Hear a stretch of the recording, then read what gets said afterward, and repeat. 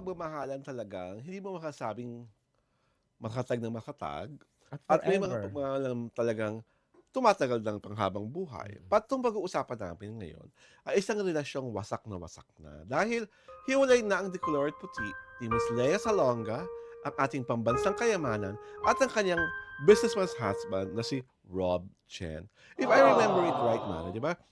When we were talking about Nick Chen Mm. and her transformation phase, I said to you na, di ba, may speculation na matagal nang hiwalay si Rob Mm. at si Lea. Basta sabi mo, hanggang walang sinasabing pag-amin, mananatili siyang espekulasyon. So, ibig sabihin, kami po talaga Kakiti Show, ang kauna-unahang nagbalandra. Nahiwalay na ang Dicolor at Puti ni Lea at ni Rob. At ngayon, totoo na to. What say you about this hiwalayan? Ah, it's not something ordinary. Mhm. Pero yung extraordinariness niya comes from the fact na nailihim siya Yes, ang galing ni for Lea for doon. so long. Oo, ang galing ni Diba? Lea doon. It has been talked about in muted conversations, but Yes. nobody has come forward Mhm. to say that they are separated. Yes. Oo. Parang hindi ko pa rin na blind item sila. Oo, never. As a couple na Oo. I nag-break. think we were the bravest to send it all out sa online world na may speculation nga nahiwalay na sila. But sabi mo nga, keep on repeating, speculation pa lang yon. Yeah. Eh ngayon, totoo na. Because she was She interviewed was interviewed sa, ano yun? for Les the Miserables. Les Miserables, during the Les Miserables press con. So, ako rin, ang hinangaan ko doon, all the time, hindi mo nakitalaan si Lea ng crack. Na parang malayo ang tingin, na parang there's an anxiety written all over her face. She really handled it Pretty well. na talagang in true to her being a pambansang kayamanan, True to her nonchalant fashion. Oo, di ba yun nga, talagang ano siya, parang, and even the manner she reported it, saying na we've long been separated, parang kaswalan lang. Parang ano? Parang talagang, siguro sobrang tagal na nun, parang feeling niya kailangan lang iungkat, kasi nga di ba, we theorize here na nakakapagtaka yung silence ni Ginoong Chen na transformation ng anak niya. Yeah. Di ba? So I think that has also something to do with it na parang kahit si Robert, tanggap mo yun, pero hindi na talaga siya makikialam. And what Lea did was, she didn't mention the cause of the separation. Oo, wala. Walang Oo. ganon. Basta inamin niya, She did not drop hints. Oo, Na, wala talagang casual. Yeah, we're di ba? we've been long separated. Ganito Diba? lang. Oo, casual. And people should learn something from how she handled a relationship na nawasak. Walang drama. 2, walang cryptic post. 3, walang mga leading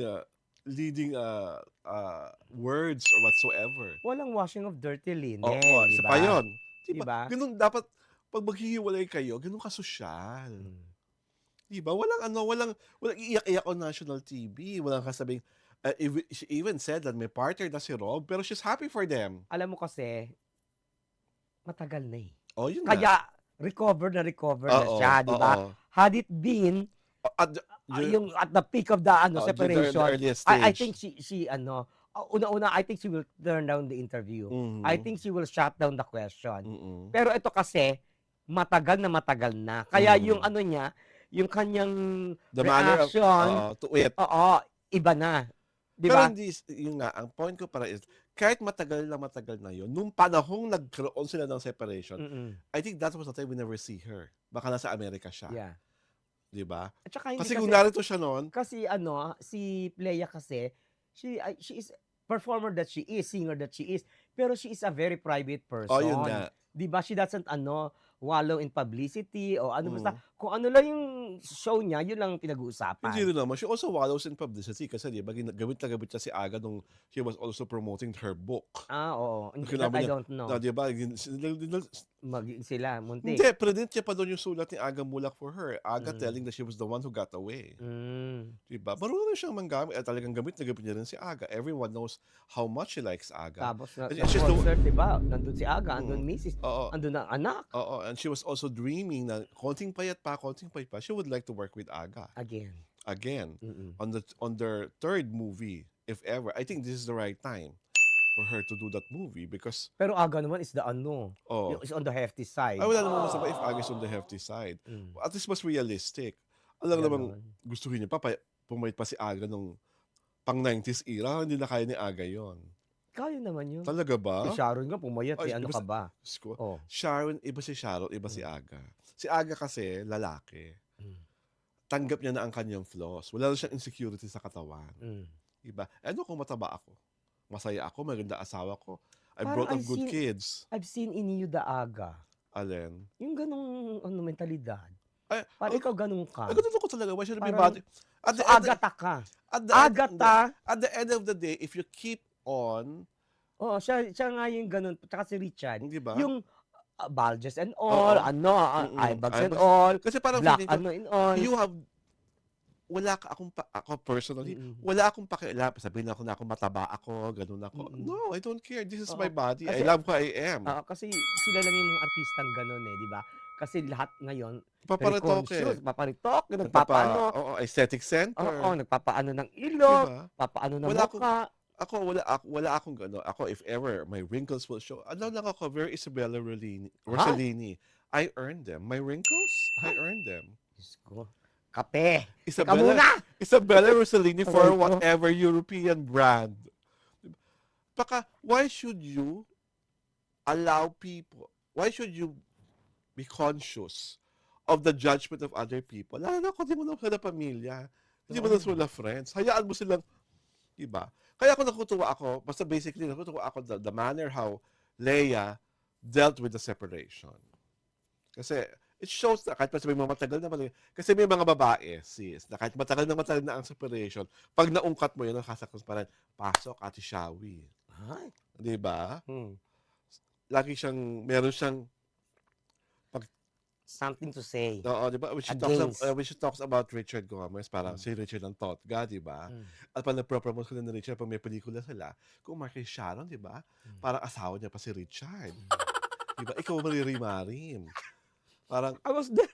di ba? Ikaw maririmarim. Ako Sharonian ako, pero pag si Sharon, nakikita ko, nagtutumalandi sa harapan ni Richard Gomez, ako nababother.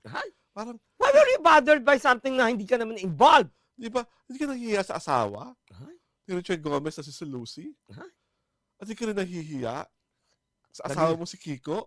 Parang meandering tong topic na to. Hindi, di ba? From napunta kung kanina. Hindi nga, what I'm trying to say is, pag, di ba, we were talking about ito, naghiwalay, quiet, hindi mo nakitian ng kahit pag-aanong crack. Ang dami-daming artistang babae pag nakipaghiwalay, kahit ang tagal-tagal ng panahon, pag binalik mo, nasasaktan pa rin. Article. And I was just citing the perfect example, which is Sharon Cuneta. And again, the perfect example of someone who got separated, na very classy, very cosmopolitan, very sophisticated about it, is Lea Salonga. Yun lang if you are going to compare these two public figures on how to handle a separation.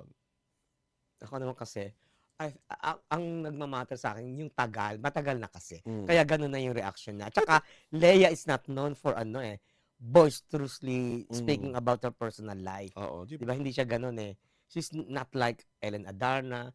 She's not like who else, diba? The rest of the people na nakipaghiwalay. Well, maano ko siya, para mako-compare ko si Leia kay Jody. Kung nakipaghiwalay kay Pampi, quiet lang. Quiet lang. Diba? Walang hysterical drama, walang diba? Diba? Yun, kumbaga kung mga babae kayo at nakipaghiwalay kayo sa asawa niya man sa boyfriend, follow a Leia, follow a Jody.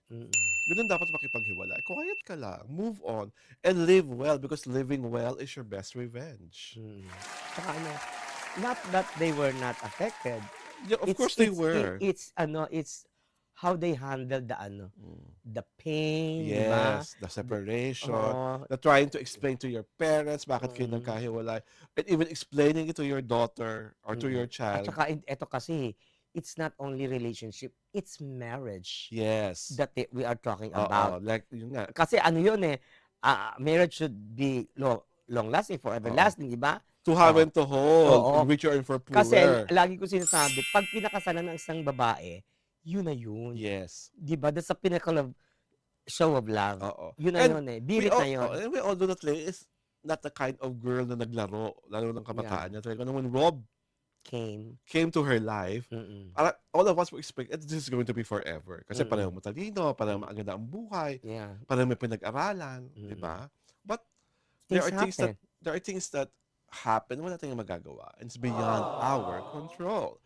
Bigla lagi kami ng relationship relationship Guru. analyst, relationship guru, Ay, mag-a-analyze sa mga relationship. Ito po si Alwin Ignacio, ang Diva That You Love. Kasama ko ang aking kumaring Ultra Maldita. Hi, this is Alex At Brosas. inyo pong pinapanood ng Sabadong edisyon ng Kititi Show.